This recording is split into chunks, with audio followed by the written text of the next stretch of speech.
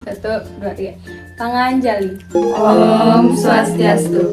Perkenalkan, nama saya Gustia Widya Wijayanti Putri, absen 7. Perkenalkan, nama saya Gustia Binta Apsari, absen 11. Perkenalkan, nama saya Ida Minda Kamalasita, absen 25. Perkenalkan, nama saya Lufutu Beatrice Pajian tadi, absen 34. Perkenalkan, saya Putu Ayu Artika Kamalasari, nomor absen 42. Nah, jadi pada kesempatan ini kami akan melaksanakan praktek kimia tentang laju reaksi. Mari kita mulai prakteknya. Jadi, praktikum pertama yang akan kami lakukan yaitu pengaruh konsentrasi terhadap laju reaksi.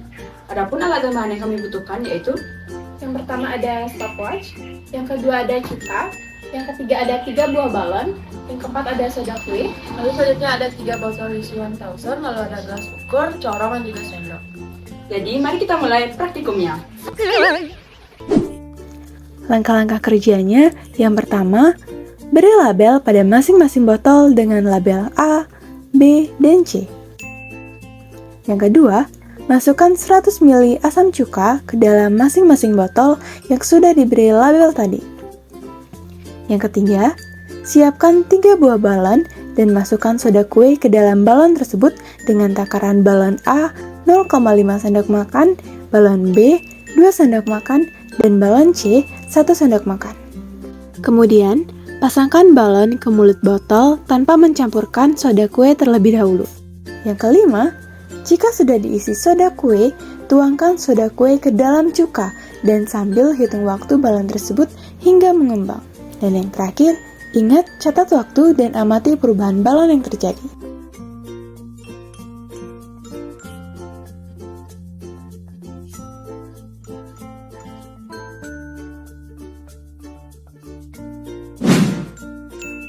Jadi, berdasarkan praktikum yang telah dilakukan, perbedaan takaran soda kue yang ditambahkan ke dalam cuka sangat memengaruhi waktu yang dibutuhkan untuk balon mengembang. Reaksi antara soda kue atau natrium bikarbonat atau NaHCO3 dan cuka atau asam asetat atau CH3COOH menghasilkan gas karbon dioksida atau biasa disebut CO2 yang memicu pengembangan balon, di mana semakin banyak takaran soda kue, maka semakin banyaklah CO2 yang dihasilkan, sehingga makin cepat juga waktu yang diperlukan. Hal ini membuktikan salah satu faktor yang memengaruhi laju reaksi, yaitu konsentrasi, di mana konsentrasi reaktan yang lebih tinggi meningkatkan jumlah partikel-partikel reaktan yang berinteraksi, sehingga mempercepat laju reaksi. Jadi selanjutnya kami akan melaksanakan praktikum yang kedua, yaitu pengaruh suhu terhadap laju reaksi. Nah, adapun alat dan bahan yang digunakan di praktikum ini ialah Ada air dingin, air biasa, air panas, 3 buah gelas plastik, kita simen, dan juga gelas ukur. mari kita mulai praktikumnya. Nah, untuk langkah-langkah kerja praktikum yang kedua ini, ialah yang pertama beri label pada masing-masing gelas dengan label A, B, dan C sesuai yang ada di video. Nah, selanjutnya masukkan 100 ml air panas ke gelas A, 100 ml air biasa ke gelas B, dan 100 ml air dingin ke gelas C. Nah, setelah itu masukkan vitamin C masing-masing 1 tablet ke setiap gelasnya. Setelah itu catat waktu yang diperlukan hingga tablet tersebut larut.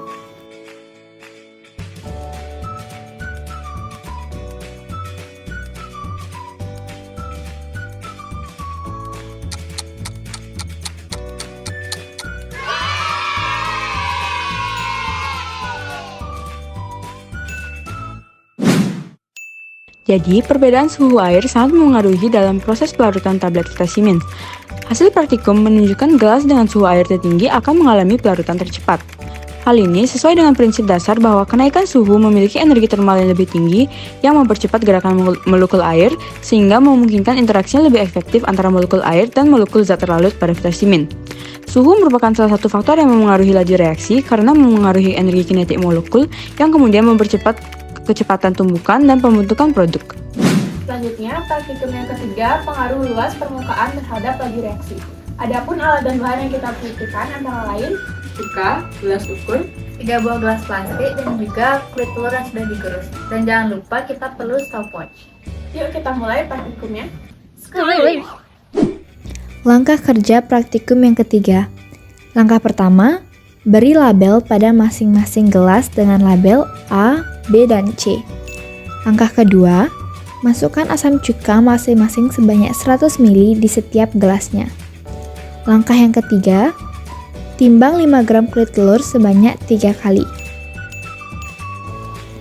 Langkah yang keempat, kulit telur untuk gelas A dimasukkan dalam bentuk lempengan tanpa digerus. Kulit telur untuk gelas B dimasukkan dalam bentuk kulit telur yang digerus hingga halus. Dan kulit telur untuk gelas C dimasukkan dalam bentuk lempengan berukuran sedang atau digerus sedikit. Langkah yang terakhir, catat waktu yang diperlukan hingga kulit telur tersebut larut.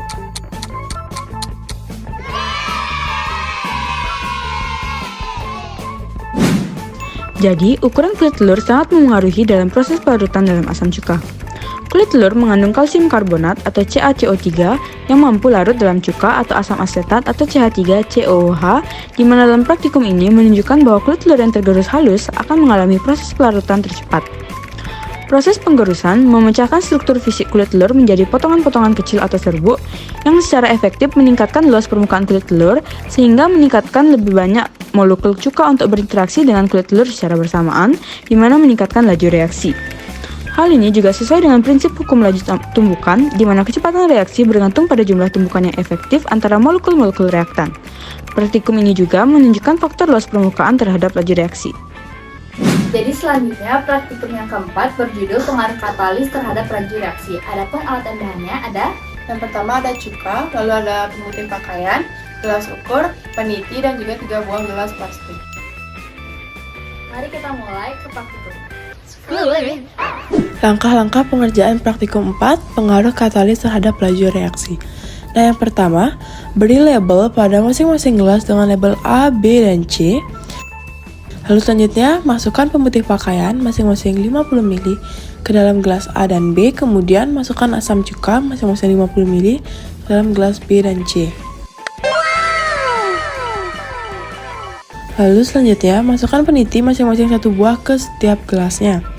Lalu yang terakhir, amati perubahan yang terjadi.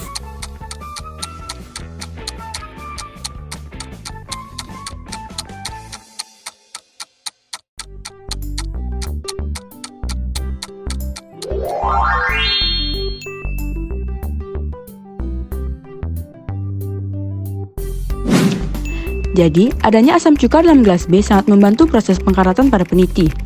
Proses pengkaratan tidak akan terjadi ataupun bereaksi apabila hanya menggunakan asam cuka. Sedangkan jika hanya menggunakan pemutih pakaian, pengkaratan dapat terjadi namun membutuhkan waktu yang sangat lama. Cairan pemutih di sini berperan sebagai agen oksidator atau penyebab pengkaratan, dan asam cuka berperan sebagai katalis. Maka gelas B mengalami reaksi pengkaratan yang sangat cepat akibat faktor-faktor tersebut. Katalis berperan dalam menurunkan energi aktivasi sehingga dapat mempercepat laju reaksi. Sekian praktikum kimia dari kelompok kami. Mohon maaf apabila ada kesalahan kata. Kami tutup dengan Parama Santi. Om Santi Santi Santi Om. Alat dan bahan yang kita butuhkan. Pengaruh. Mari kita mulai percobaannya.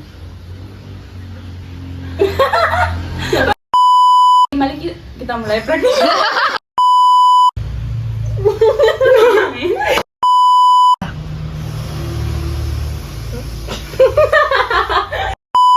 Gelas ukur. Kapuat anjing. Alat dan bahan ada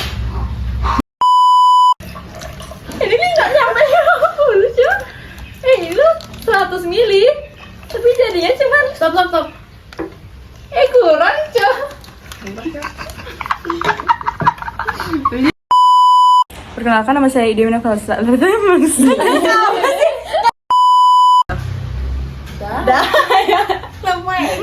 ini kayak Pak. dia itu ada suara motor aja. 3.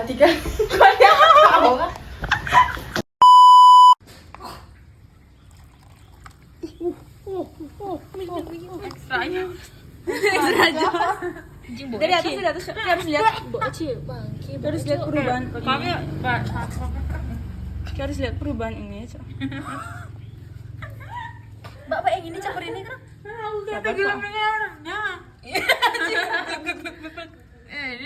Baunya kayak apa, Semeton? Kayak tai. jangan kabungin yuk. Dia geng-geng cik lagi. Enggak apa-apa. Nggak ada apa. BKS. Minum lagi. Tapi ini nyangkut loh.